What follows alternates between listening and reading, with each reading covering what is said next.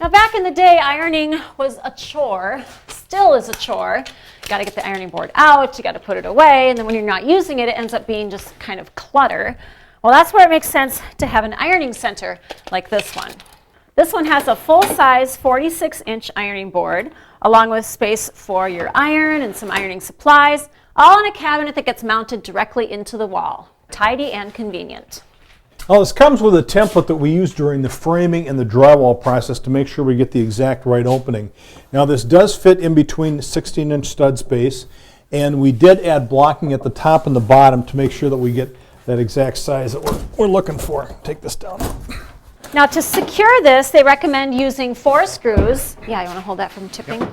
1 in each corner, but they do recommend that you pre-drill them before you set the unit into place. I'm going to be using an 1/8-inch pre-drill and 2-inch screws to secure this. You can mount one of these right next to an electrical outlet and plug into that, or ours actually has an electrical supply inside the unit, so I'm just going to get my wire here out of the way that we're going to use to supply electrical. Be ready to pop it in. Okay. Now installing this is pretty simple once your opening's all ready. Ready? Yep, all set. It's kind of like setting a medicine cabinet, just kind of tall and awkward. And a little on the heavy side. A little on the heavy side. Okay. So we'll just set this on the back of the bottom. How are your fingers? Good. We'll thread our cable for our electrical through the top. I gave that part to Dean. Yeah, this he's is so good at it. I'll just hold this while you do that. Well, Once we get that threaded into place, then we'll go ahead and just tip it right back. Just like that. I want to make sure everything's plumb and level, of course, before we sink our screws into the wall. Looking good, I imagine. Perfect. All right. Beautiful. Okay, ready? I got the cabinet. You can hold that down. All right, in goes number 1. And we're tight on this side? Yep. Yep, looks good. Okay, get this one there. We're using 2-inch screws, which will get us 1.5 inches into the stud, so we'll have some good holding power. Now the ironing board folds upright when it's not in use. A couple neat features that it has. One thing is that it swivels, actually 180 degrees, which is great in kind of a tighter space like this.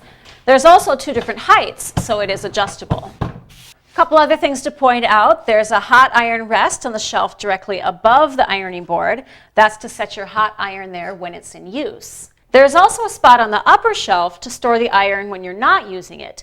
That has an insulated heat shield, which means you can actually put the iron away while it's still hot.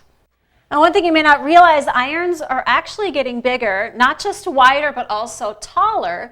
And this is from a newer cabinet line, so that means this will accommodate those bigger irons. Now, there are a couple different safety features. One is this timed power shutoff. You set the timer, and if you happen to walk away from the iron, it'll automatically shut it off after a certain amount of time. There's also a second safety feature. Every time you put the ironing board up, the safety switch will cut power to the entire unit. Now we have a raised panel white door on our unit here, which is going to work great with the trim that we have going on in the room. But you can also customize it. They have wood doors, metal doors, a mirror door, or you could put your own custom door on there.